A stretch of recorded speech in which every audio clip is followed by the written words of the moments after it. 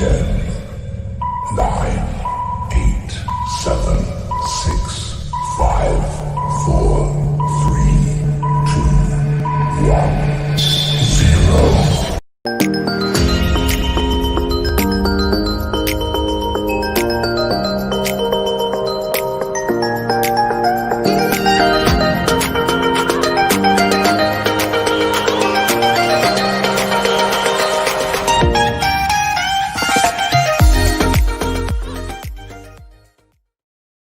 Hey, good evening, and welcome to another edition of the Conversation Tree. I'm your host, Stanton, and under the Conversation Tree, we'll learn, share ideas, and be inspired by the work of others. And we want you to be involved. As usual, we want to get your feedback in the comments and also questions. And I want you to share the live because the more you share, more persons would come on the show, more exciting the show would be. And for persons who may not get the notification from Facebook, that would also help. Today we'll be speaking with a daughter of the Union Island soil, Ms. Heidi Badenock. And we will be touching on the hiring process, how to get ready for the job market. We'll be, at some point, you'll be learning how to get your documents ready for work, the interviewing process, and also your first 90 days on the job. So I would introduce the guest, Ms. Heidi Badenock. She's backstage waiting. Ms. Heidi Badenock is an attorney at law, and she's a native of Union Island, a trained lawyer by profession. She has worked in the private practice and for statutory bodies in and outside of St. Vincent and the Grenadines. She attended both Mary Hutchinson and the Stephanie Brown primary schools on Union Island before heading off to the mainland, St. Vincent, for secondary education, which included sixth form education as well. And following her time at the St. Vincent and the Grenadines Community College, she returned to Union Island, where she worked at the Revenue Office for 1 year before going off to the University of the West Indies and UWorden Law School. And she currently holds both a bachelor's and a master's of law degrees. And like most Unionites, Union Island is where our heart is, and giving back to our community in ways that will benefit a wide cross-section continues to be a focal point. So we'll bring in Ms. Heidi Badenock. Good afternoon, Ms. Badenock. Hi, good evening, and thanks for having me. Right. Before we get on to the show, I was reading a book today. Most persons may or may not know it. The Union Island, Then and Now. It was written by Josiah Strode. And I was just looking over the chapter. Let me see if I get the Exodus Factor, which basically, in a nutshell, speaks about persons moving on to greener pastures and not returning to Union Island to help develop Union Island. But I was just thinking that this platform, and especially now with this program with you, because you're not on Union Island right now, the Conversation Tree would be a great way. It would be a great way for persons overseas or from Union or from the Grenadines to give back, to give back in terms of spreading knowledge, just like what you were about to do here this evening. And it's really one of the benefits of the pandemic. We've been employing the use of these platforms, and it's been showing us how, versatile we are and how we can take advantage of these different avenues. So all in all, I'm full support of it, and hopefully we can have a good discussion. Hopefully, I see you have 3 viewers already saying hello, so good evening to the viewers. Hopefully it can be a little bit interactive. I just want to say upfront, I am in no way, shape, or form a human resource professional. The information that I'm going to share this evening is really and truly what I would have gleaned over the years. So, I hopefully it benefits at least one person. And, Stanton, whenever you're ready, we can get right into things. All right, so we want to say good evening to Karen Roberts. She's catching it. I guess it's very late there now in the UK. We have Wilson Doris and we have Gracelyn Stewart. I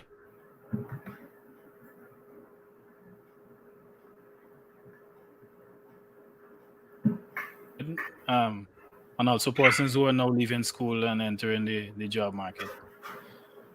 So let's get right into it. The first area you want to look at is employment in COVID-19. How did COVID-19 affect employment and what we should be doing right now? I mean, it's obvious. We hear it from our friends, our neighbors. We look at it on news. We look at cable TV, CNN, NBC, whatever it might be. We hear that, COVID has definitely impacted the job market significantly. I mean, you hear that millions of people, especially in the US, have signed on for unemployment benefits.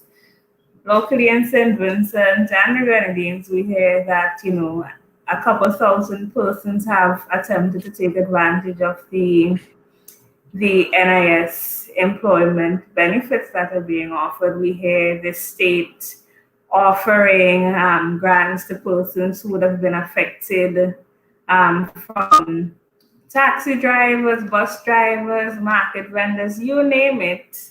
I mean, and of course, we cannot leave out the tourism industry, and I know that would have significantly impacted the Grenadines Islands in particular, because a lot of our local persons really and truly work in the tourism sector. We are the backbone of a lot of these hotels in the Grenadines. So everybody, it has really and truly affected everybody. So again, good evening all. I see your guests there. So we have Cynthia Williams and we have Williams Warwick. And don't forget, you could tell us in the comments along the way how, especially for this topic discussion area, how COVID-19 would have affected you and how what some of the things you probably did to circumvent the situation. Well, you mentioned tourism in the Grenadines. That took a severe, a severe hit because all of the hotels, most of the hotels are closed. The ones that are open now are just open and probably getting one or two customers. So a lot of persons are unemployed from the hotel tourism sector in the whole. And I think now is a good time to have this conversation, especially with some of the topics we intend to get into, because we've seen how easy it is to cause a breakdown in not only the economy but in education, family, home life, and it's important to start thinking about other avenues, other opportunities, because we don't know when the next COVID will be, and COVID isn't even over. So, I mean, we're currently living through a 100-year type event. So, it's really important to have this conversation. One of the comments, Wilson Doran said, how long is the employment benefit going to be for, or is it a one-off payment? So the what I know of the unemployment benefit through the NIS has just been extended, I think, until October. I heard the Prime Minister say so. Persons, I guess, could expect unemployment benefits until then. But what I observed in the entire when COVID hit, it was that a lot of persons got caught off guard in terms of NIS. A lot of self-employed persons, even a lot of persons who are employed are now discovering that their employers wasn't paying NIS. So I guess you would see, and then I would try to get the NIS and somebody from the NIS on the show too. Eventually, but you would see. I guess you would see the NIS. You would see a spike in registrations once the job market is resettled. And of course, I mean, we are sort of straying, but we have to remember that the NIS is not it's not the agency for unemployment. So this sort of takes away from the mandates of the NIS. But that's a whole other discussion. All right. And Wilson Doris is asking, as businesses report having to lay off persons. Yeah, they have businesses that are closed, so it's not much of an option. Palm Island is closed, Anchorage is closed, um, PSV is closed. That was the main some of the main big employers on Union Island. But Mm-hmm. yeah, a lot of businesses are closed. A lot of businesses doing like a shift system, like maybe 2 weeks per month. So I guess you're seeing now management applying different techniques and trying to still hold the staff together and at the same time trying to manage the expenses on very little or no income. That's true. And despite the current situation, there still are job opportunities available.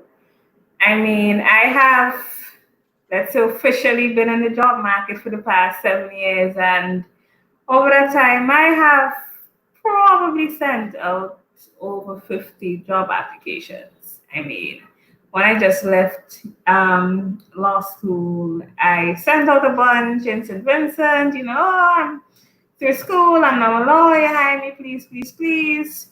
But you would hear, "Oh, we don't have any vacancies, or we keep your name on file," or you don't hear anything at all. So, after having gone through the rejection process, and because it's inevitable, unless you have a family business that you just step into, it's inevitable that you would be turned down for employment. I mean, it happens. It happens to the best. It happens to the worst of us.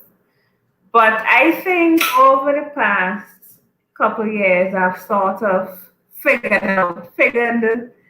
out how to make myself more marketable during the job application process. And I think it's very important to really and truly know what bits of information the employers are looking for. And, just how to when they see your application, they go like, yes, this could be a good person.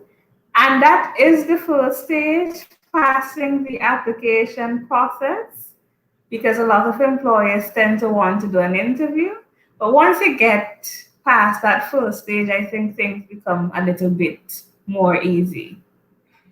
Right. So while you're on that, what I wanna skip the because we want to touch on the area of how persons could rethink jobs. But I Mm-hmm.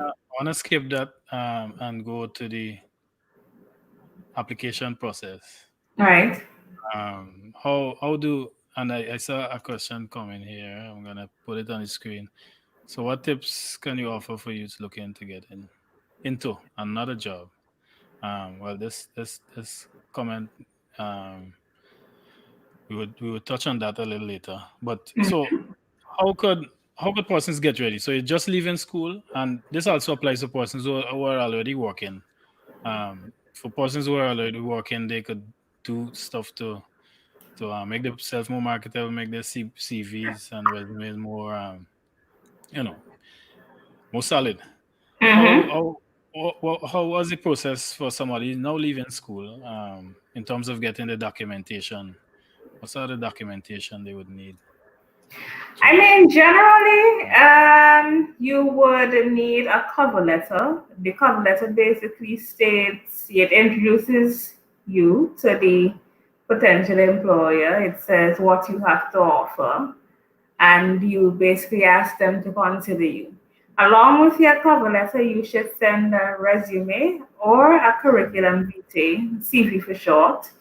The difference between the CV and the resume is length.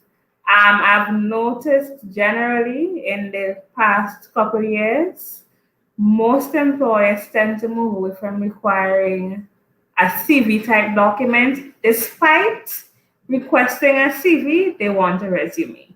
They want a document that's 1 page long that hits all their points, that tells them exactly who you are and what you have to offer. So this is in addition to your cover letter. Along with that, I think you shouldn't let them have to come back to ask you for any information. So you leave secondary school, you do your CAPE, what is it called now? CSEC exams, CAPE, whatever it is. You get your qualifications and you make copies of them. If you're applying out of state, you may need to have them accredited. You go to the accreditation unit for that. It's on mainland St. Vincent. Some employers might need to have a document certified. You can use a JP, a Justice of the Peace, or you can use a lawyer, notary, registrar. What they basically do is they certify the copies of your documents as true copies of the originals. So you have your cover letter, you have your resume, you have your document. So you have your little employment package. And then, of course, you would need references. Normally, they request a personal and a professional reference. You have to be, and this particular message is for the younger persons who have entered or maybe considering entering the job market. When you're at 18, 23, you are most likely to need references from your teachers. And if you are unmannerly, rude, disrespectful, bad behaved, no teacher is going to write any letter to anybody saying that, well, Peter was a well-behaved young man and I think he would be a benefit to your organization. So just food for thought, every stage in your life, every action, everything you do can have an impact on your future. Right, so you need your references, personal, professional, your teachers, you might be going to church, you get your pastor. I knew Johnny from when he was a little boy. He always come to church, he never go jail, he never thief, and that is your employment package. You mentioned getting your documents notarized. Some agencies ask, or some workplaces or bodies ask for a notary public. What's the difference between are all Justice of Peace notary public or? Okay, so justices of the peace aren't notary publics. They're however capable based on their, appointing documents, because it's a special appointment by the Governor General as a Justice of the Peace. So that appointment allows them to certify documents. A notary public, however, is generally a lawyer, but not necessarily. You are allowed, or you become a notary upon application to the Eastern Caribbean Supreme Court. So the Chief Justice is the one who appoints notaries. All right, okay. Mm-hmm. So a comment here, be truthful on your documents. Because that's always important, especially in this age of technology where, it's so easy to do checks on persons. Well, let's look at a cover letter. Let me see. Let me see if I could get the share up.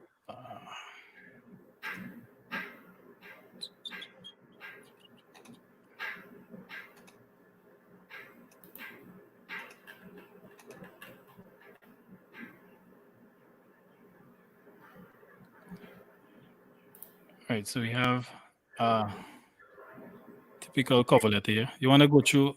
You want to go through this, Heidi? Let me just pull up a bigger one so I can see. Okay, so here we have a standard cover letter. The format I used, it's a bit of a modern format. I've noticed that this is what's being used these days. So on the left-hand corner, we have a photo of the individual. Not necessary, but sometimes it's best to show who you are up front so that the potential employer does not waste your time and you do not waste their time. Because to be frank, sometimes you go in for an interview and from the time the people see you, they don't like you. So if they see you up front, then we don't have to go down that road. Right, so below the name, which is in bold and capitalized, we have the address. I have it as Ashton, Union Islands in Vincent and the Grenadines. I put in the postal code because yes, St. Vincent and the Grenadines has postal codes. The postal code for Ashton, Union Island is VC0472. Right, so at the top of the document center, we have the address of the person you're writing to. We have it as John's Professional Plumbing, Bay Street, Kingston, St. Vincent and the Grenadines, postal code VC0100. Now, I have it addressed as Dear Sir, Madam, because I do not know, or if you do not know who you are writing to. So, for example, you don't see an ad asking for a plumbing consultant and they say refer it to our Human Resources Officer, Mr. James Thomas. Then you don't know who to address it to, so you go, Dear Sir, Madam. Right? So we have it captioned or subject. We have a subject at the top, plumbing consultant. That's what we're writing about. You introduce yourself. My name is July Brown, and I am a trained plumber with 2 years experience.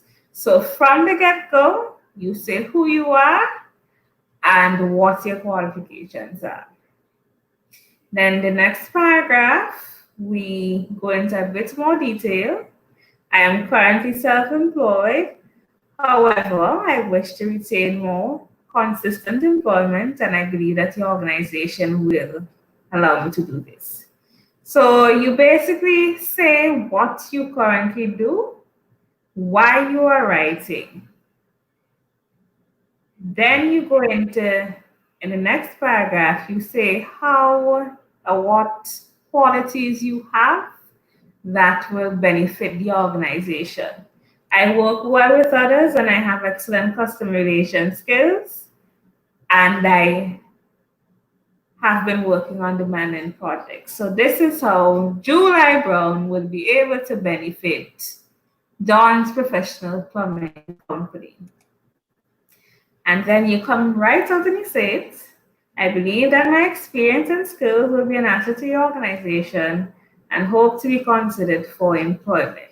So this is why I am writing. I'm writing, I've told you all of the above because I want to work for you. And that's basically your conclusion.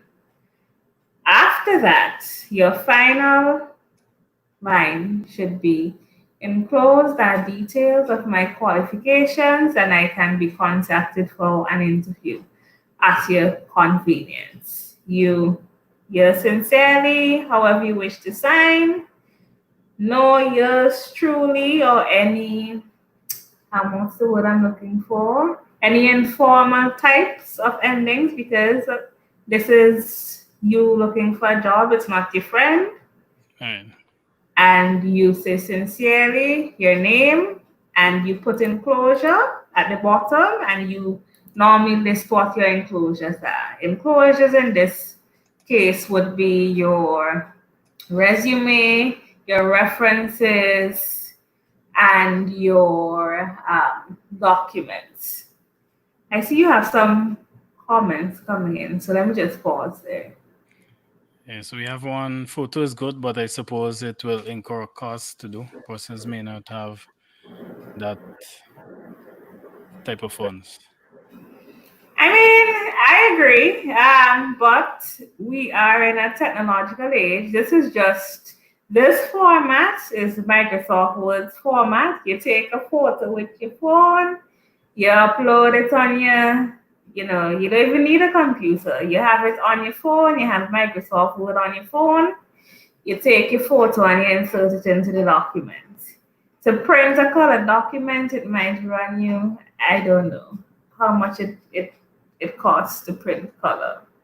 Less than $5. It's really and truly up to you. If you cannot afford it, you don't do it. And I don't think an employer would penalize you for not having a photo. But these are the types of CVs that are currently types of resumes that are currently circulating.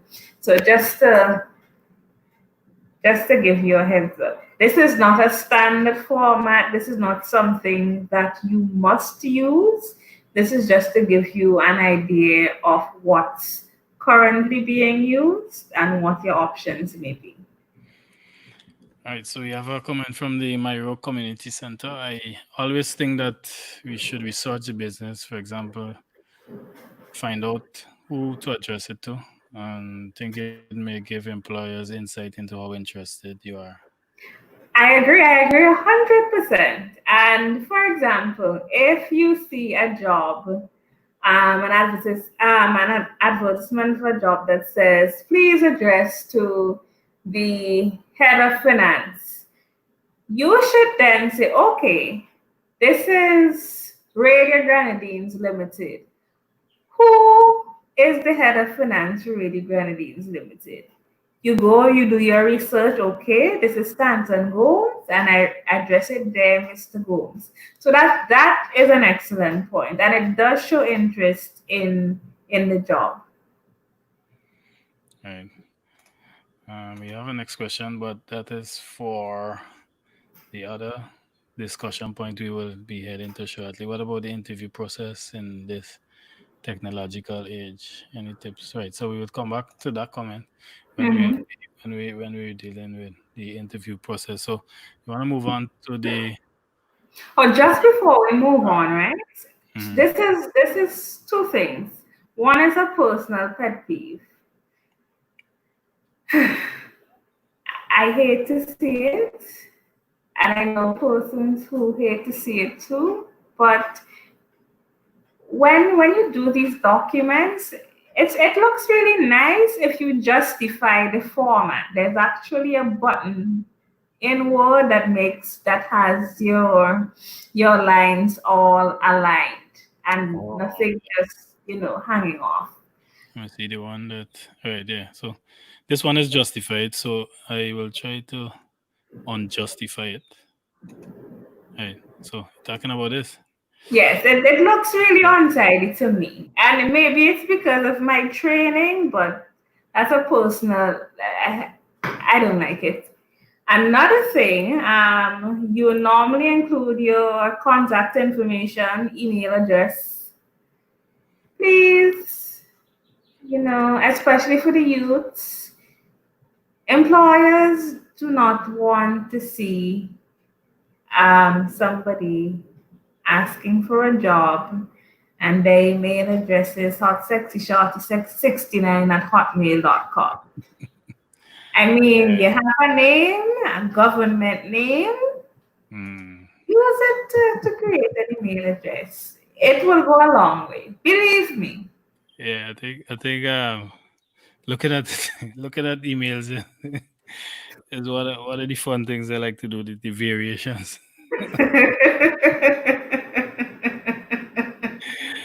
Yeah. But coming back to the justify button for persons who probably don't know. So you highlight the document, and so you have three buttons here. You have left align, three align buttons. You have left align, center align. So left align would put everything over to the left. Would justify it on to the left. Yeah, we have center align. Would align everything to the center. We have right align. You would get the you would justify everything to the right. Would align the right edge, but then the left edge would be hanging off. And then you have the last button. It looks like just a square with some lines, which is the justify. So this would get your text aligned on both sides, both the left and the right. So that's just for persons who probably can't find the justify button. Yeah, so let me get some more comments there. How long after submitting an application /CV should you follow up with the potential employer, and how should you approach it? Yeah, that's a good question. Okay. It depends on the organization, first and foremost. However, there's nothing wrong, let's say 2 weeks down the road, if you haven't heard anything.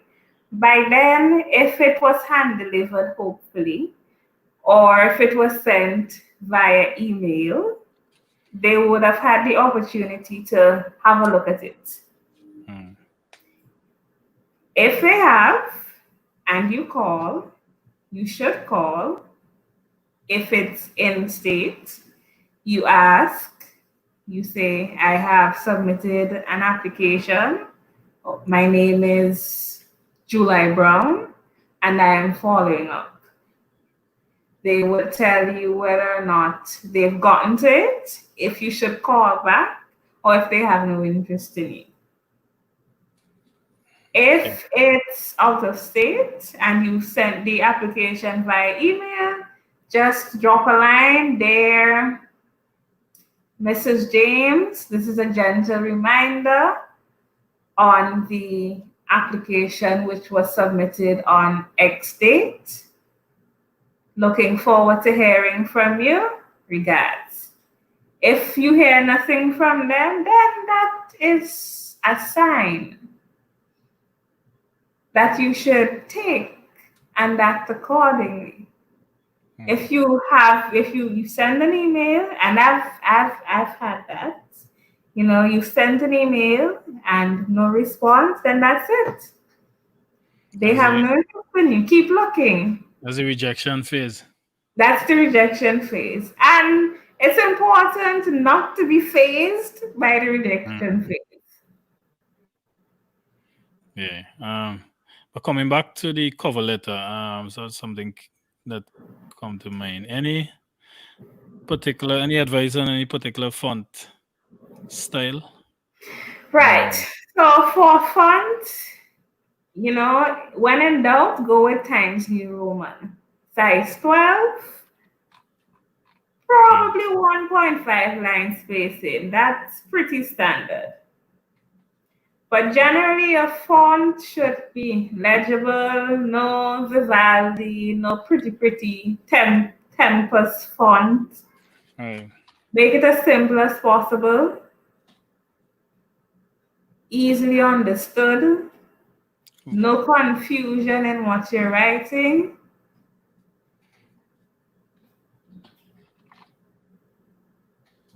Because we don't care, employees don't care about the prettiness of it. They care about the content. And if it looks on the face of it to present confusion, then they're just going to chuck it to the side. Nobody ain't going to read that. All right. We have next comment. For those persons who have trouble with the English language and online tool like Grammarly can assist with writing or even use or just use the tools in Microsoft Word, or does the spell check, or ask someone to check the document before printing. Yeah, Grammarly is amazing. And you know, this, just to reiterate, we have technology, we have phones, we can use them for more than WhatsApp, Facebook, Instagram, YouTube. I mean, Google is free, kind of. So just use your smartphone and try to benefit from what the internet has to offer. Okay, so let's move on to the resume. Right. So just to hopefully won't spend as much time on this, just to run through quickly, you would notice two things immediately: the font, the colors used in the resume they all correspond with what the cover letter had. So nothing too fancy, nothing outlandish. Blues, grays, black, muted tones, just to keep it professional yet a bit modern. At the left-hand side, you set out your profile. Who are you? So Julia is a plumber with 2 years experience. She's known for customer service and she takes pride in her work. Her achievements: voted best plumber in SVG, completed plumbing works at the Union Island Police Station. Well, this is me putting it out there that hopefully we have one of those soon. Contact information: phone number, address, email, hobbies. Employers tend to like to know that you're just more than academics, qualifications, training, and that you have something else going on for you. So hobbies are there, just 2 or 3 things that you like to do. At the top, we have education. You list your education in order, most recent at the top. You don't need to put primary school education because once you're in the job market, that is most likely relevant. It's not relevant information. So depending on your level of education or training, you would normally start at secondary school. The higher up the qualification scale you go, you might start at your associate's or your bachelor's degree and move up. Likewise, your work experience, most recent at the top.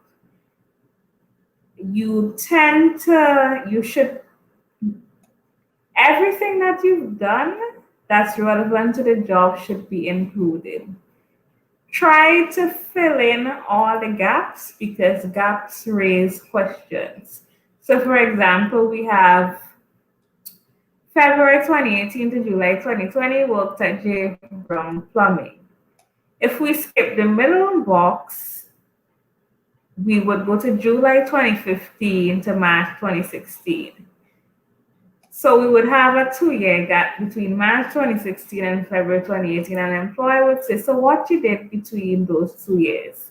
And you would need to explain yourself. Hopefully that time would have been spent doing something positive. Yes? So try to fill in as many gaps as possible. And the last thing, you list your skills. If you're Microsoft Word, Office, Excel proficient, you have strong interpersonal skills. Whatever skills you have, you should list them. And this one-page document that hits everything that an employer would be interested in knowing about you is what you would need to have. All right. What would be considered what would be considered a show-off application, as in you're boasting on the application, on your CV, sorry. A show-off resume CV would be, let's say, I won this award, I won that award, I was published in this newspaper. I mean, little things. Not that all of this information would at all times necessarily amount to showing off or being irrelevant, but sometimes less is more. So if it doesn't necessarily impact on the type of job, then it really shouldn't be there. Because most likely that would take you over the one page and nobody has time to read that. Especially in concentrated markets where so many people are looking for jobs, you just want to, hit the point so the employer can say, okay, this person has this. Okay, I put it on the callback pile rather than chuck it in the, oh, we not going to tell them anything, right? And Wilson says, try not to overload it. Then you will definitely be overqualified. Okay, I see some other. Yeah, we have some other comments. We have Samuel Alexander. Great subject of discussion. Many people cannot write a resume, and I'm glad that Heidi is helping others to understand it. Keep up the good work, right again. It's from Alabama. And yeah, so good afternoon, Samuel. Good to have you on as usual. Hi, I have not seen Samuel Alexander since I was a little girl. So, hi.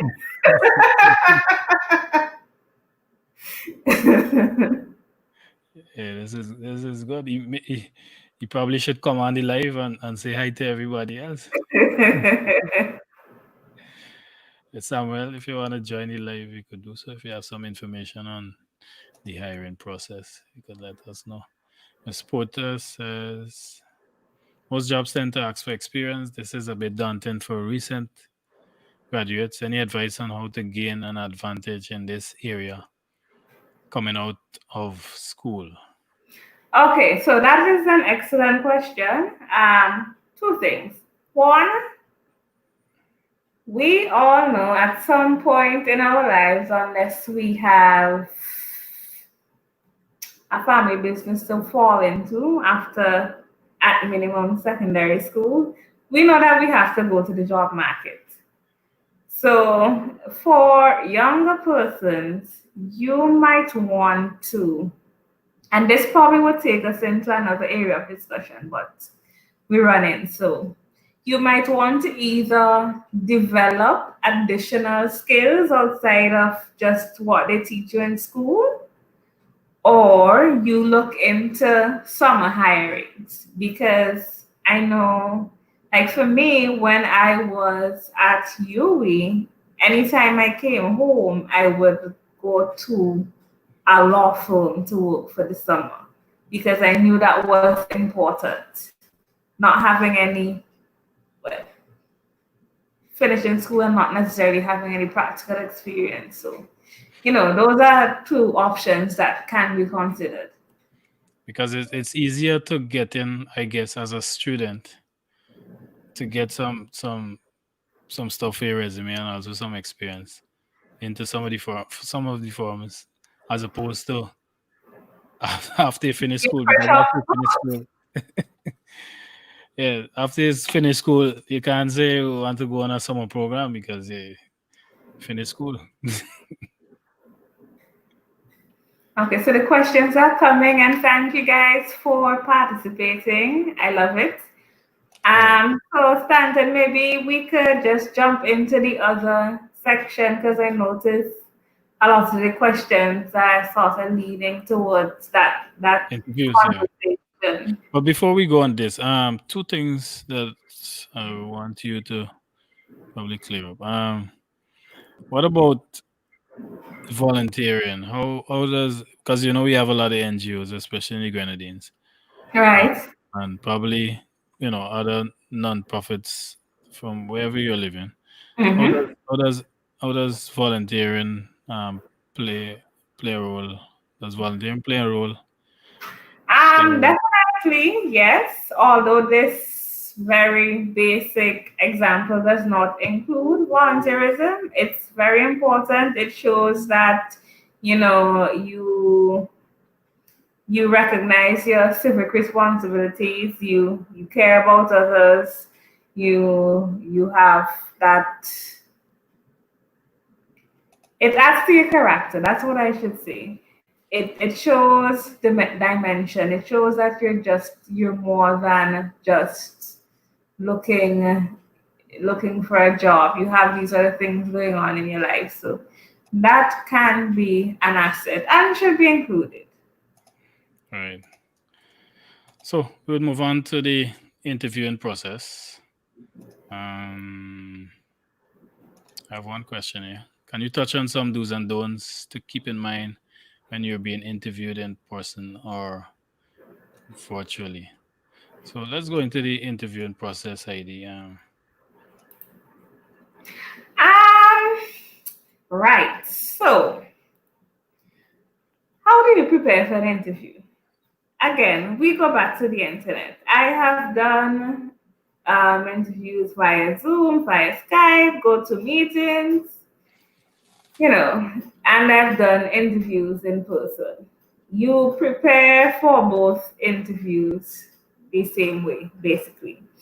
We have the internet. Again, it's a resource that we should really take advantage of. You type into Google, interview questions, common interview questions, basic interview questions. You would see so many results pop up in Google, so many different sites showing you or outlining what basic or general or what the top asked questions in interviews are. And to be honest, I personally believe that these employers do the same thing because I have had interviews where it's like they just pull from Google the questions and they ask them to me. So knowing that, you prepare yourself. You go to Google, you look at the questions, okay? Tell me a little bit about yourself. Okay, that's the first question that coming. I prepare to answer that question. Why do you want this job? Tell me about the organization. List your strengths, list your weaknesses. How will you work with others? If XYZ was to happen, how would you respond? How would you deal with it? I mean, we have these avenues, and of course, we have our peers, we have our family, friends. If you're not someone who's good at interviewing, you ask them to assist you. So you have a sit down, like how you and I are here. Okay, ask me the first question. And I will respond to the first question and I get some practice because so when I go into the interview, whether it be virtual or in person, I would be a little bit more confident because confidence is key. You can't go to an interview and be like, oh my God, I don't know what I'm doing. I don't know what I'm saying. Help me, help me. That's very important. So you use your resources. And I see in the comments, Doris Wilson saying dress code, mannerisms, all very important. These are things that employers look at. The interview process really and truly determines if they like you or not, regardless of how qualified you may be and how good you look on paper. They may say, okay, I don't like this person. Your voice irritates me. You look too shy. You don't have enough confidence for the position that you're applying for. So all these things should be taken into consideration, again, in person or online. Dress code. Men, ladies, young ladies, young men, please. I mean, and I'm not an old person. I'm not even an older person. I am very much young still. But I have seen young men and women dress in a way that can turn off employers. I mean, okay, you have a standard neckline, you're not showing any cleavage, your skirts shouldn't be personal preference above your knee because you're going into a professional setting. Young men, yes, you wear your earring on the road, take it out because you don't know if your employer likes or doesn't like men wearing earrings. So, if that's a thing for you, you might want to take it out before the interview. You might want to, comb your hair, shave, moisturize, iron your shirt, iron your dress, whatever it is. I mean, you are presenting yourself. You are going into a contest and you want to present yourself in the best possible light. And these are things you should be aware of. I know sometimes the youth might say, oh, I don't care if they don't like me like this, then, I'm not supposed to be working anyway. Yeah, but you're looking for the job, you want the money. So, you present yourself and you prepare yourself accordingly. So during the interview process, words are my trade.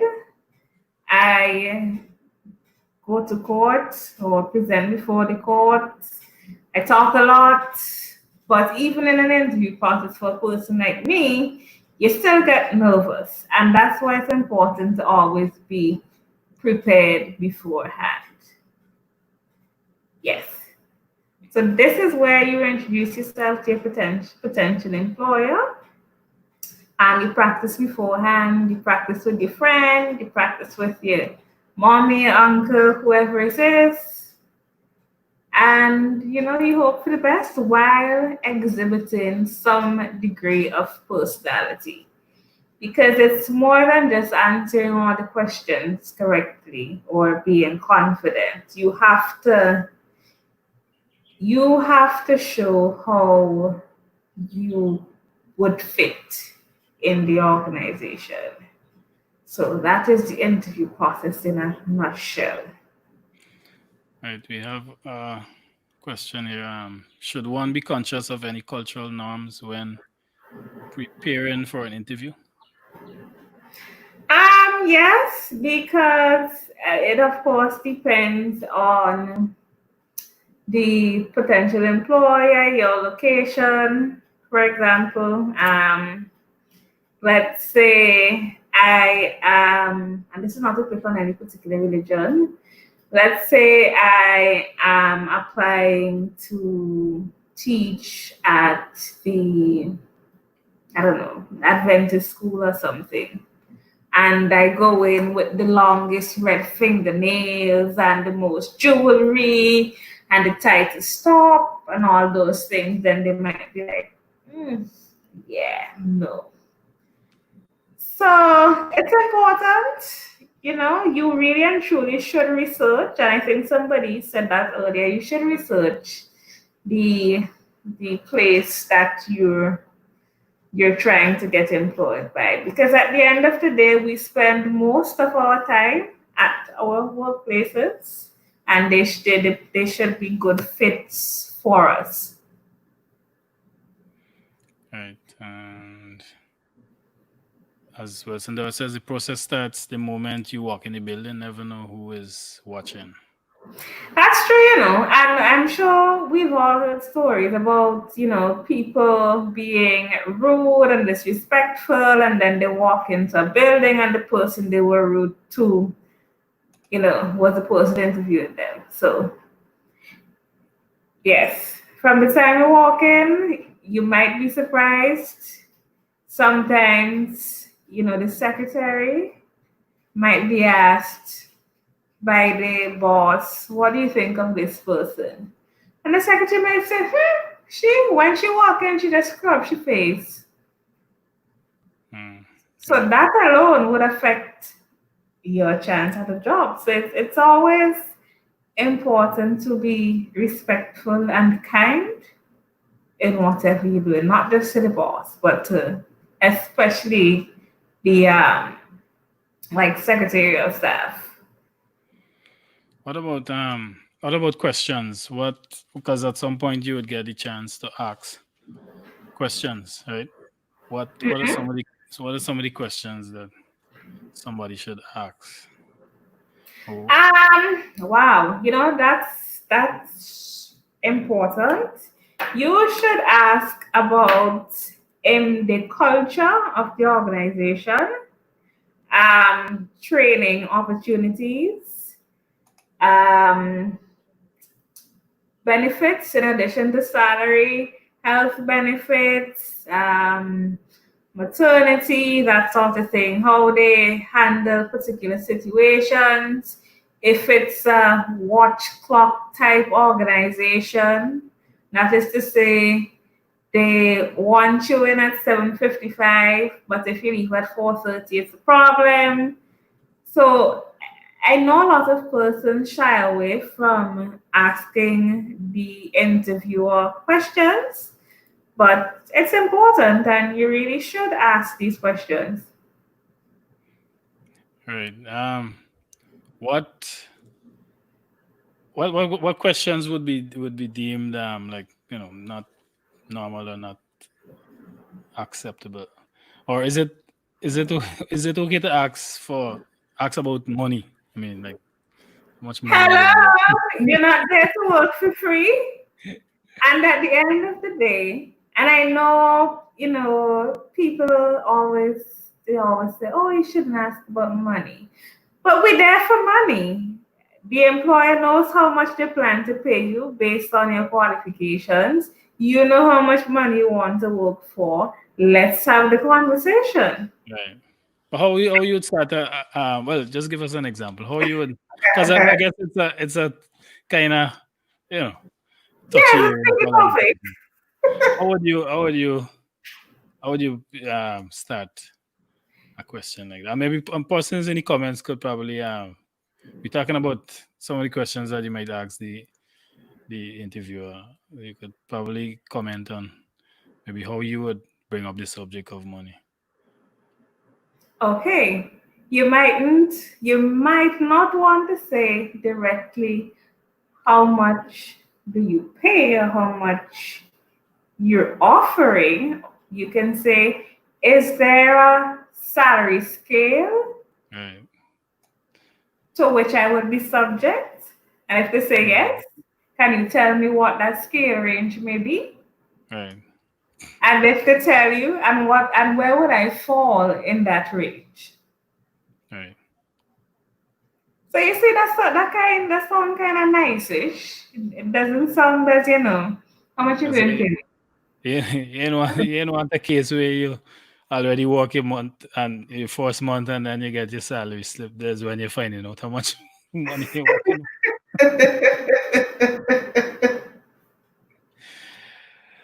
Yeah.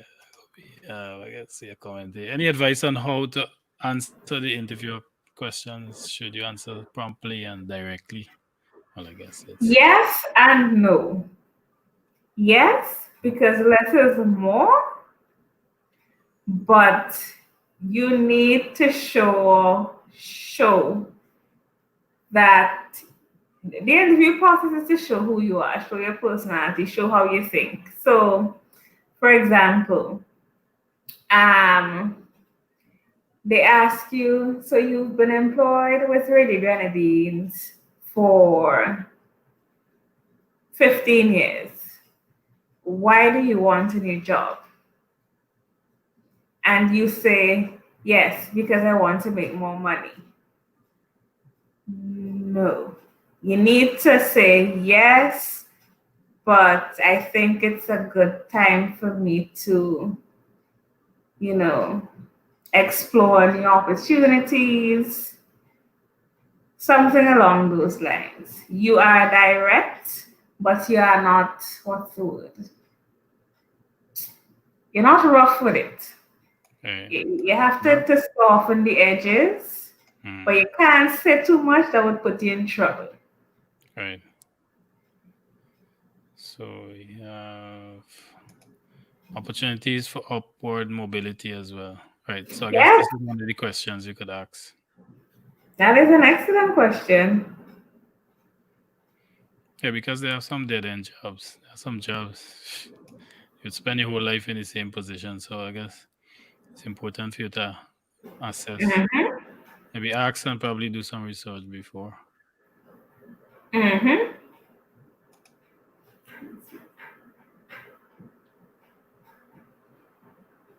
Okay, so we have a lot of examples here about questions that could be asked.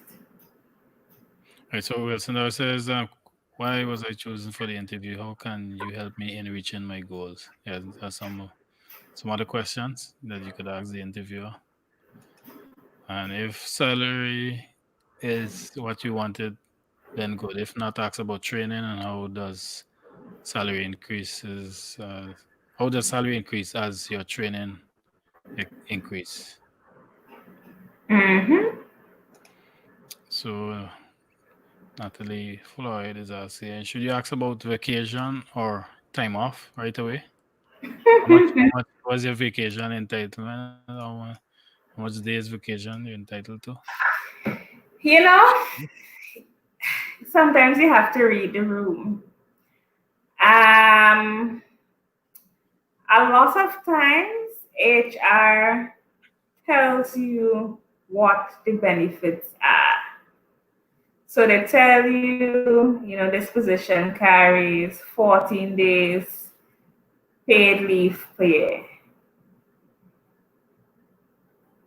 If they don't tell you that, I think it may work less in your favor to inquire about it, because they might say, oh, she just come, she just going through the interview, but she want about time off.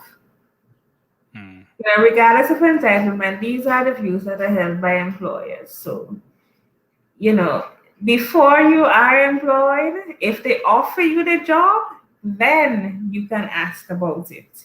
If you get a contract of employment, those things should be reflected in it. But that, I think, generally is a type of question you should wait to ask until after you've been offered the position. And then if you don't like what they're saying, then you decide if to negotiate or if to accept. All right. So we have a comment from Orisha Joseph. Once they give you this skill, this is asking the interviewer regarding your salary. Once they give you the skill, you bid higher and negotiate. You put forward the unique skills you are bringing and make the interviewer feel that they should not be even thinking about something else. Never sell yourself short, and confidence is not rude. They will appreciate an assertive person. This is a good point, Arisha. And especially for women tend to, shy away from asking or demanding what they're worth. And generally, if you ask for more, you'll get more because they have that amount of money allocated for a particular position. So not sell yourself literally, but just show how you can benefit the organization, and yes, you might benefit with an increase. Okay. So Wilson says, take time to think before you talk, makes them know you are thinking about what you're saying. I agree with this to a certain extent, because if you take too much time, you might seem a little slow or unprepared or shy, nervous. So, yes, think while they're speaking. So, think before you give the answer. Right. We have this is a possible question that the interviewer might ask. So they will also ask, what is the reason you are leaving your present job? Word of advice: even if you had the most awful previous job, never tell them that. Never bash your previous employer. Right.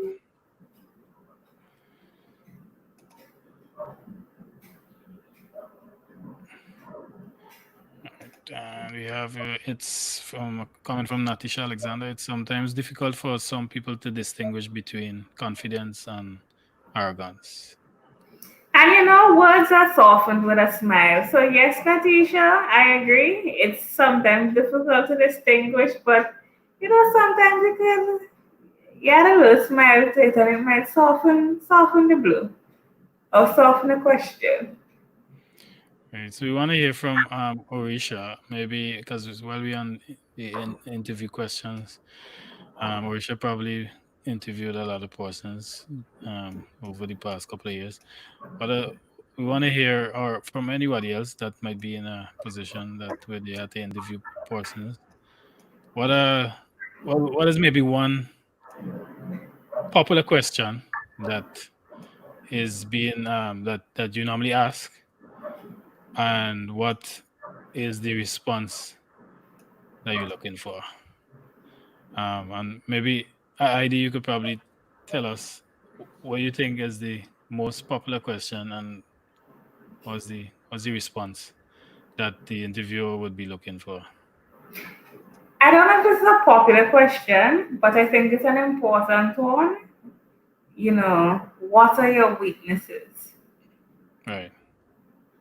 Of course, the answer would vary depending on who it is, but it's important to show one, awareness that you're not infallible or you have flaws, and it's also important to show that you are working towards overcoming those flaws, or B, you you've turned that particular flaw into an asset. So, for example, I might say one of my flaws is that I am a perfectionist. Turn it into, working for the business. It means that I always want to see things done at a certain standard. However, I know that, you know, the world is fluid, the world of work is fluid, and nothing ever goes perfectly all the time, and it's something that I'm working on. That sort of answer.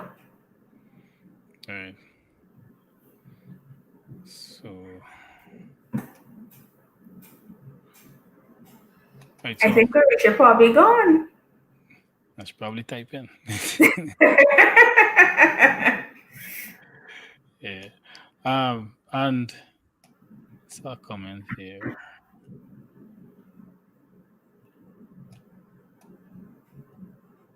Maybe I missed it.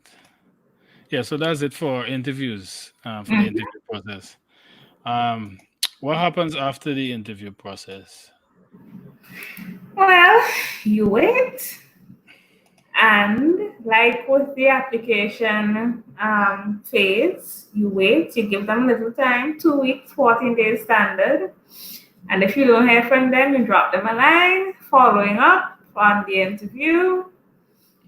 Gentle reminder, if you hear from them, they'll tell you whether or not you've been successful or if the process is ongoing. If you don't hear from then you probably should keep looking. Right.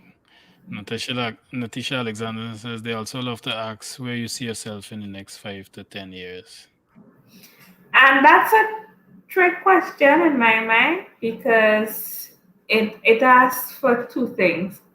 It asks you to tell them whether or not you'll be with their organization, or if you have plans for leaving. If you have plans for leaving and they're looking for someone to work until the 65, then your 5 to 10 year plan might be not in alignment with theirs. So you might not get the job based on that. Ah, right. So Arisha asked a similar question to what I said. What are your weak areas? It's also like a trick question. Most people I have interviewed always turn the question and make it into something positive. That helps you to get a good insight of how the person will deal with challenges. Agreed. Yes. Yeah, because if you could turn a negative into a positive, then you'd be able to take challenges on the job, and negatives of the job, and then and turn it around also. Coming back to this one, Heidi. Suppose Mm-hmm. um suppose you see yourself in the next 5 years, maybe in the position of the person that interview. Do you be honest and tell the person that I see myself in your position in the next 5 years? Yes, you're always encouraged to be honest, but you, however, have to be diplomatic in your response. So even though you plan to take over the organization, you don't tell them that. You tell them that you hope to hopefully move up or benefit the organization long term. Same thing, different words. It would be a different feeling from the interviewer. Right. So we have a question. How do you deal with conflicts? Right. So that could be a possible question. Hmm. How would you deal with conflicts, Heidi? Please don't say with custom and fight them.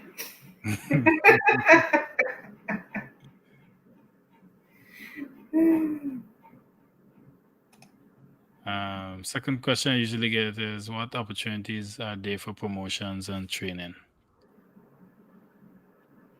That is Just an from the important question, especially if you don't want to be stuck. And this is a personal belief of mine. I do not think you should go into any place of employment and within forever how long? Within 5 years, you should have the same qualifications as you went in with. That's just me. You should build yourself in your position. right. And Natisha says, why not? The follow-up question would be probably how you plan to get there. That's in response. That's maybe a follow-up question to after you say you see yourself in 5 years as the person who would be interviewing other persons. You work diligently and learn as much as you can from your superiors. Right. So Samuel Alexander is asking, what's the best way to check back on your interview? Do you call? Do you write? Um, I see Rachel with a response there. yeah. She says you write back and then follow up with a call. Right. So for me, if you have a written interview, written application, and this is outside of email, you call, or if you sent an email, you follow up via email. That's just me personally, but of course, it would be dependent on the type of organization, that sort of thing. Right. Right. So let's move on to your first 90 days on the job. Right. So, sorry. So your first 90 days, a lot of the bigger organizations, they put you on a 90-day probationary period. Sometimes it goes to 6 months. But first 90 days, generally, it's an opportunity for the employer to feel you out, see how you fit, how you work with others, if you work in a team, how you work with a team, how you work alone. And it is also an opportunity for you to, feel out the place of employment, whether or not, your supervisor does watch your back every time you come in the office, whether or not your coworkers always sitting in a corner, whether or not you feel comfortable, if the organization is appealing to you as a person, because, we won't fit into every job, and that's why people change jobs, because there's something that doesn't benefit them or something about the place that they don't like. That's just a fact. So during that 90 days, especially if you want to stay, you like the place, you are on your best behavior. You don't look at the others who are there and pick up their bad habits. You see your supervisor come and work 9 o'clock every day. You don't feel because he coming at 9, he could come at 9 too. You see the office manager going on a 3-hour lunch. You don't say you could go on a 3-hour lunch too because she's doing it. You don't know how long these people are there. You don't know, what sort of currency they have with their employers, and you don't know why they're allowed to do certain things. You now come, be on your best behavior, you put your head down, and you work. You always maintain workplace decorum. You don't get into, regardless of who may or may not like you, that's people, that's the world. Everybody not gonna like you. So you behave yourself. You don't curse them. You don't cut your eye. You don't stoop at them. You don't act in any manner that could jeopardize your employment. You use your first 90 days to feel out the place. You assess your co-workers. You learn their personalities. You learn the culture of the workplace. You learn who you can rely on, and you try to adopt the best possible habits from them. So at the end of the 90 days, when that review period comes up, you would have successfully passed your probationary period.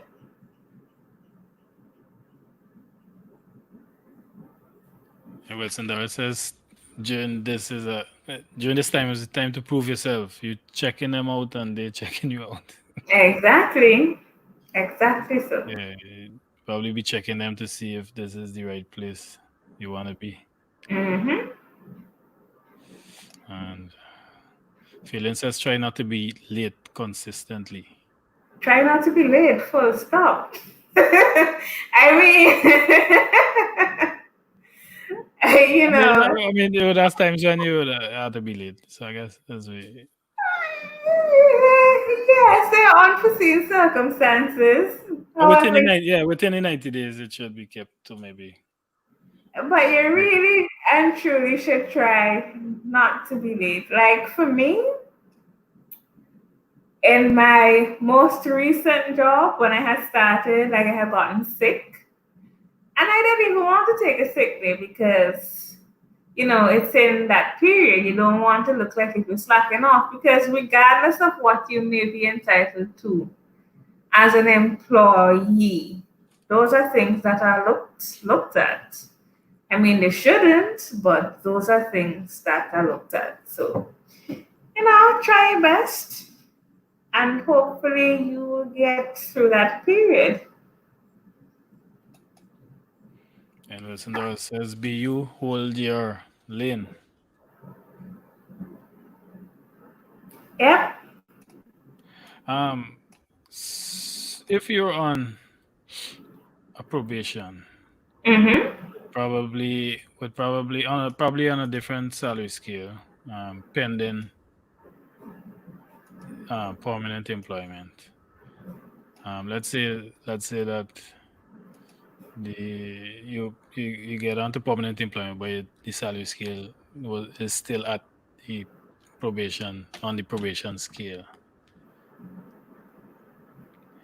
How do you bring that up?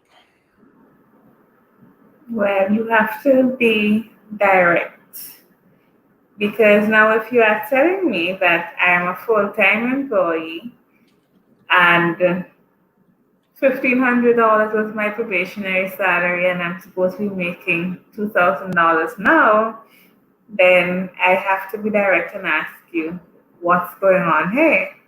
And depending on the answer that I receive, then I would know whether or not I wish to continue. Because in my mind, I would have been planning for, $2,000 after this 90 days.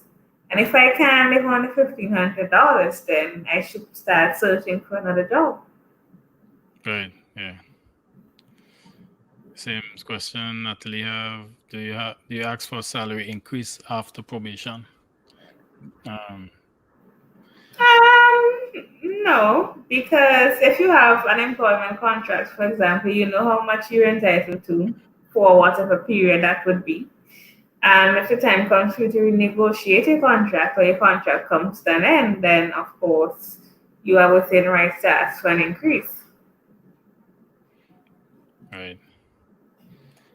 So, I have one question because we're at the end. We're at the end of the show. No, remember we skipped rethinking Oh, jobs. yeah. Sorry. Yes.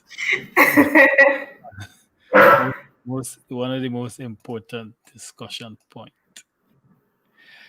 Right. So let's go to rethinking jobs. Right.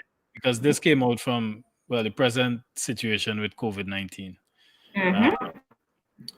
Some jobs there are a lot of persons off the usual jobs, and from the way how COVID is kind of stretching out the job market.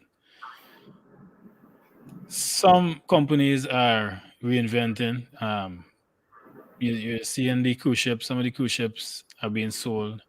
I saw an article today where there's a Carnival will be coming back leaner and stronger. So you would expect a lot of the businesses would be using the time to trim, and in order to be more cost effective, would be trimming out positions that that they see as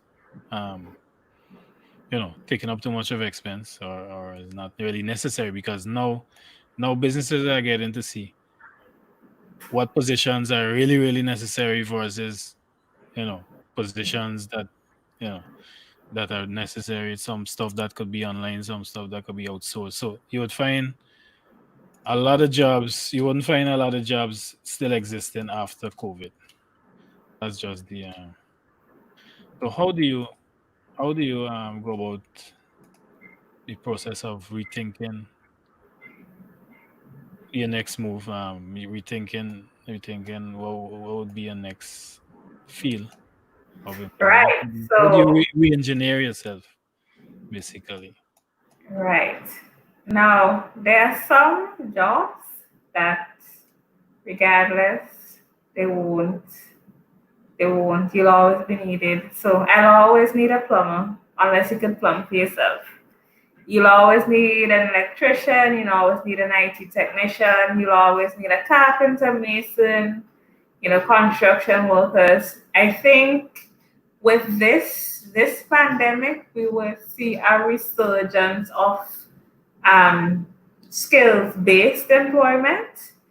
It's important to start developing skills because this would mean that regardless of whether or not you're working for someone, you always have something to fall back on. So I might be working for a plumbing company that because of the pandemic, they let me go. But because I have that skill, even though I'm at home, somebody in my community might need something fixed. So that is a source of income for me. I have a friend who has a sister who uses her smartphone to design images and graphics for people. And she taught herself how to do that. And she gets paid to do that. She has US clients from doing that. There are so many avenues and so many opportunities to learn how to do things. I mean, it's not every time you will be able to, let's say, go to technical college to get an official certificate, but there are avenues to teach yourself. And once you know what you're doing and you do it well, then you're able to offer that skill as a service because everybody won't be able to do what you do. We've heard people talk about them learning how to do things from YouTube University. It's just going on YouTube and looking at a bunch of videos and figuring out, following how to do these things. It's whatever you're interested in, whether it's fixing phones, fixing computers, cake decorations, baking, cooking, web design. You go on YouTube, there's a video for everything. Right now, there's so many free webinars being offered. You can actually get scholarships for online education. I actually have a friend who recently was awarded, I think, an OS scholarship for a master's degree online. So there are so many opportunities and avenues to just, redevelop your skills. Because, and hopefully people take this time to not just sit around and say, oh, woe is me, I lost my job, how am I going to feed my family? Use this opportunity to really figure out what you like to do or what you can do, and you develop those skills. So instead of spending your time, scrolling through Facebook or Instagram or whatever it may be, or talking comments on WhatsApp, use the time to develop a skill, even if it's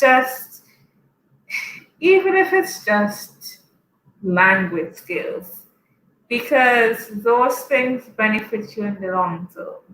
So, for example, you may have been, let's say, a waiter at a hotel or whatever it might be, a resort, and you use the 3 months you're at home, you clean up on some of your grammar, you clean up on some of your skills, you go back to work when the resorts are eventually opened, and this new, this new confidence from being able to communicate more effectively might translate to your supervisor, the manager, and that might give you the opportunity to move up in the organization. And there are so many different jobs available. Like, I have a friend who's a software developer, software engineer, and she's been working at home for the past 4 months or so. ICT is a great field to get into because you can literally work from anywhere in the world. I mean, if I could have worked from Union Island, I mean, who would not want to be in Union Island? Because it's like the greatest place on earth. No bias here. Yeah, so ICT is a great area to get into. It's a vast field, so many opportunities. There are websites, markets such as Fiverr, where you can get paid for reviewing persons' documents, correcting, editing, correcting grammar. You can get paid for designing T-shirts and a host of things. I mean, there's so much we can do. And of course, for payment, you have your Western Union, you have your MoneyGram. Hopefully in time, you'll be able to, access the PayPal avenue to receive payments directly from the US. Yes. But That's that's a big problem right now. They need to work on some serious payment gateways. But yeah, I mean, we are. This is a perfect opportunity, and it's important to see the silver lining in every cloud because they say there's one in every cloud. So if you're currently unemployed or having a hard time obtaining employment, and I know quite a few students would be, graduating soon or, finishing their secondary, tertiary level education. now would be the perfect time for you to say or for you to decide, how can I market myself? How can I add not another qualification, but how can I add skill to my portfolio? What do I like to do? How can I get this done? So it's important now. It's the time to start thinking, what you can do to, make an extra dollar, because money have to make. Yeah, because COVID gave us a good opportunity to give persons a good opportunity to strengthen their resume, to add more skills, and also give businesses a good chance to reinvent themselves. You have some businesses waiting till COVID done to return to the same old normal. Yeah. There are some businesses just waiting, just waiting for COVID to finish to just. But then a lot of businesses are redefining themselves. For example, Conversation Tree started during COVID. This would continue after COVID. This would be the new normal that most people are talking about. Um, and also, as you mentioned, ICT, um, and working at home would be the new normal. So you would find much more jobs. The job market might start leaning towards, because some companies already are saying, you know, a certain percentage of the workforce would be permanently work from home, um, jobs. So the new normal would be work from home, in a lot of cases. And So sorry to cut you, but any young person who might be interested in the media, and now might be the time to start developing, because when conversation tree becomes such a big thing, and Stanton Mhm. doesn't have the time to balance that with his other responsibilities for radio grenadines, he might be looking for somebody who will be able to run it. So now is the time. We have these opportunities. So you just have to start working on yourself. yeah, actually, we be looking for people now, because I don't want to be in front of this. I don't want to be in front of the camera. So we're looking for people right now, to run the show.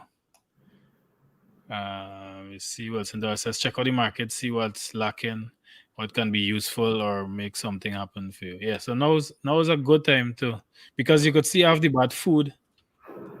The areas of food is doing pretty well. A lot of persons who are in food basically don't even know that COVID is passing through. Hmm.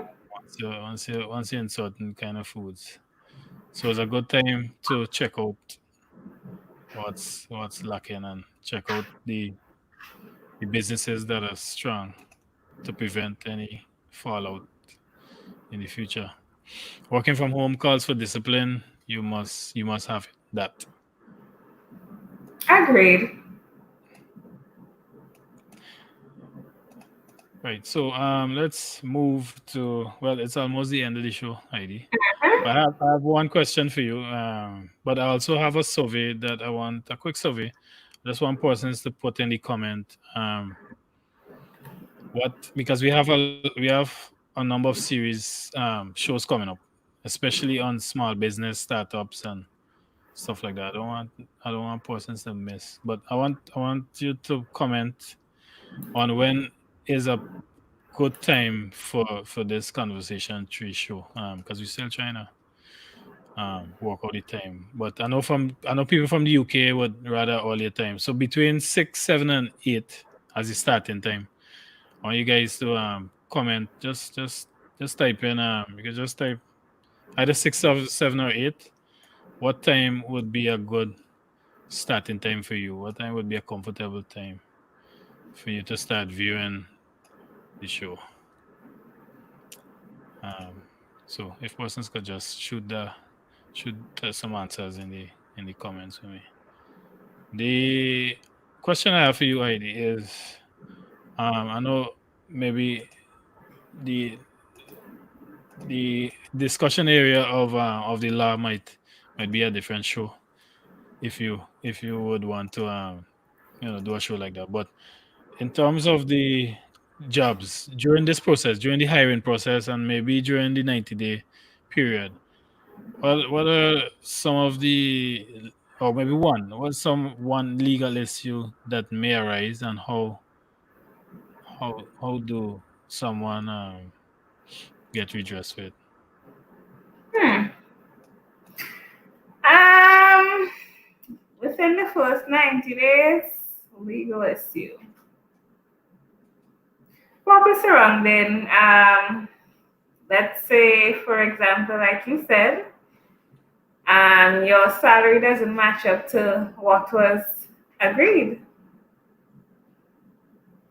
So that would be a breach of contract. You can either, well, number one, you always try to deal with it directly with your employer. If that doesn't work out, then you may want to take it to the labor department because that's their responsibility.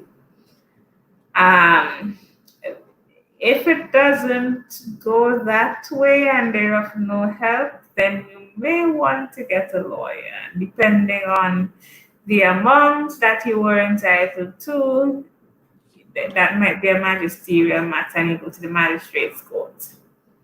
I mean, you don't necessarily have to get a lawyer to go to the magistrate's court. You just fill out the forms. I think it's $15 in stamps.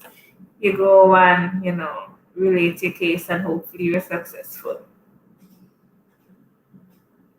Right. Just go over the back for me again. That's to the magistrate court. Yes. Right. So depending on the amount, a civil matter would be restricted to the magistrate's court. Right. So to file a magisterial claim, I think the cost in stamps is about $15. Right. Okay. Right. We're getting some times. Well, yeah, for the persons in the UK, which we might have to probably do maybe a weekend show during the midday because 6 p.m. would be 11 p.m. for you guys over there. So don't forget to just comment and let me know what time would be a good time, 6, 7, or 8. So Heidi, I want to thank you very much for joining me on the conversation under the conversation tree for to explain the hiring process, and it was a nice hour and some minutes, and I guess a lot of persons would have learned a lot of stuff. And thanks for having me. I am in support of anything that would develop the Grenadines in particular. No offense to mainlanders, but the Grenadines is it's my home, so home is where the heart is. Just a little tip. I have decided to start offering a free, I guess, service to persons in the Grenadines. I would review and go through your resume or your job application. If you send it to me, you can email it to vcreviewsg@gmail.com and I would have a look if you need help and we can, go through it. All right, so it's vcreviewsg@gmail.com. Yes. Yeah, so we have it up as a banner there. So if you know persons that might be interested in having their resumes and cover letter reviewed, and it's also in the video description, so you could go back to it. We have two resources here that we want to share, Heidi. CaribbeanJobs.com and CaribbeanJobsOnline.com. Right, so these are two websites, very useful. I found jobs on them. I know persons who found jobs on them. If you're interested in working in and around the Caribbean, then you can visit those two websites and search for job opportunities. All right. And Natisha, I wanna we had to arrange a conversation tree show. We go wanna do some maths, some big people maths. Or something creative. So Natisha, I'm gonna reach out to you at some point for us to craft a nice show. I know maths is your specialty, but you may probably have other areas that we go work it out. But let me meet under the conversation tree to do something. So once again, I want to thank everyone for joining us. I want to thank you, Heidi, also for joining us again. So this was just a next edition of the conversation tree. So until we meet again, follow the advertising as usual, and you would get the notification of the next show. On the conversation tree, we have one last comment. Natisha says, "Thank you, Heidi, for giving back. I hope many persons in the Southern Grenadines take advantage of the opportunity to improve their applications. Thank you for the Grenadines as well." Yes, Natisha. We had to do a show. I feel like what do you think we should do, Heidi? A math show or Listen, Natisha, anything you do would be of help to me because me and Max, we ain't friends. probably we could do a revision for big Ah, a math revision for big people, and maybe some frequent areas that persons would use often, I guess. Some areas in maths that you would come across often. We will work something out, man. We need to go back into all them quadratic equation and all that. We do some practical maths. It's ID. I agree. I agree. And Natisha is the maths expert, man. So Camille Balfour says, I just tuned in, missed it. I'll have to listen to the replay. Yeah, so you guys could still share the video. The video will be stored both on Radio Grenadines and on YouTube. So it will be there for you to watch again, or you could share it now so that the other person who missed it could get to see it. So this is where we have to take our leave, 1 hour and 43 minutes. So once we have good things to talk under the conversation tree, I guess we just had to tag the thing. All right. All right. So this is where we wrap up.